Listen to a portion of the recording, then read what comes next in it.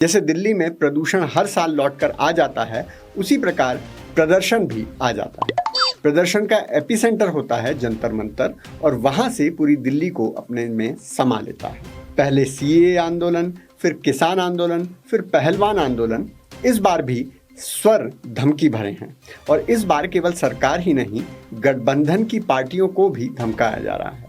ओवैसी साहब नाम लेकर कह रहे हैं कि नीतीश कुमार, चंद्रबाबू नायडू और चिराग पासवान याद रखें कि यदि वो सरकार के इस बिल का समर्थन करते हैं तो भारत का शांतिप्रिय समुदाय इस बात को जब तक दुनिया है तब तक याद रखेगा।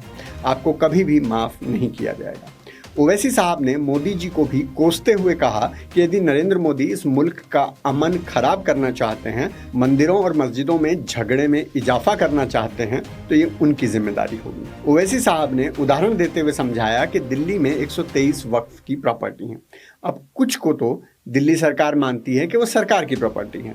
अब ऐसे में अगर कोई कलेक्टर को अधिकार दे दिया जाए तो वो तो यही कहेगा कि ये सरकारी प्रॉपर्टी है।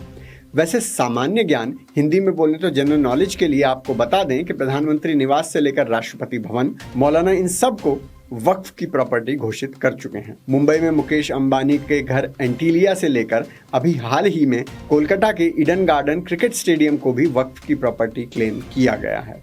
मुझे लगता है इसीलिए सरकार अब वक्फ बिल लेकर आ रही है, क्योंकि बात अब उन तक आ चुकी है। कल को नेताओं के घर को अगर मौलाना साहब वक्फ की प्रॉपर्टी घोषित करते हैं तो उनकी तो दिक्कत हो जाएगी। ओवैसी के साथ साथ कांग्रेस नेता और पूर्व केंद्रीय मंत्री सलमान खुर्शीद भी इस आंदोलन में पहुंचे थे। लेकिन ऐसा नहीं है कि केवल शांतिप्रिय नेता ही इस प्रदर्शन में गए थे। बहुत से हिंदू नामधारी नेता भी अपनी अटेंडेंस देने गए थे। कांग्रेस के सदन के उपनेता गौरव गोगोई वहां जाकर न जाने क्यों बाबा साहेब अम्बेडकर को याद कर रहे थे। डॉक्टर बाबा साहब भीमराव अम्बेडकर की दी हुई संविधान के विपरीत वर्तमान सरकार काम कर रही है। जो उनका मन चाहे। अयोध्या के सांसद समाजवादी पार्टी के अवधेश प्रसाद न जाने क्यों अयोध्या को याद कर रहे थे। हमारे नेता धर्मेंद्र जी ने स्पष्ट कर दिया है, हमें केवल इतना कहना है कि अयोध्या की महान जनता ने पूरे देश को संदेश दिया है कि इस देश में सांप्रदायिकता नहीं चलेगी, इस देश में आपसदारी और भाईचारा चलेगा।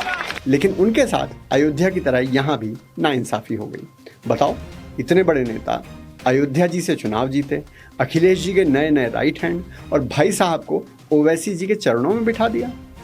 बनर्जी साहब का, टीएमसी के राजा साहब का, डीएमके का, हमारे नासिर भाई का और मुहिबुल्लाह नदवी साहब का हमने तमाम बड़ी कोशिशें की। हमने अपनी अपनी डिसेंट रिपोर्ट को दिया। ऐसे तो समाजवाद खतरे में आ जाएगा। लेकिन धरना स्थल पर असमंजस की स्थिति तब पैदा हो गई जब असली हिंदू भी प्रदर्शन स्थल पर पहुंच गए। कहा जा रहा है कि हिंदुओं ने वहां पहुंचकर हनुमान चालीसा का पाठ किया और जय श्री राम के नारे लगाए।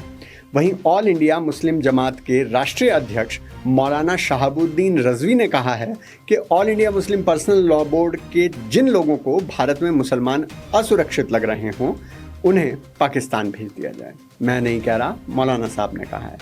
न केवल पाकिस्तान, उन्होंने ऐसे लोगों को वीज़ा देकर बांग्लादेश और अफगानिस्तान भेजने की भी सलाह दी। जब ये लोग उन देशों के हालात देखेंगे तब इन्हें पता चलेगा कि भारत में तो कोई खतरा है ही नहीं। मौलाना साहब ने यह भी कहा कि रमज़ान का पवित्र महीना खुदा की इबादत के लिए होता है, ना कि धरना प्रदर्शन करने के लिए। उधर भाजपा कह रही है कि शांतिप्रिय समुदाय के लोगों को भ्रमित किया जा रहा है, भड़काया जा रहा है। केंद्रीय कानून मंत्री किरण रिजिजू ने कहा कि गली गली में लाउडस्पीकर से ये झूठ फैलाया जा रहा है कि सरकार वक्फ बोर्ड से उनकी ज़मीन छीन लेगी, आपके कब्रगाह आपसे छीन लिए जाएंगे। ऐसा कुछ नहीं होने वाला है।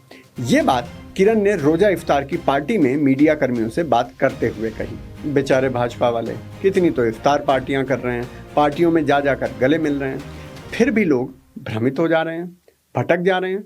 एक बार मंत्री जी को जंतर मंतर भी हो ही आना चाहिए। क्या पता लोगों का भ्रम दूर हो जाए।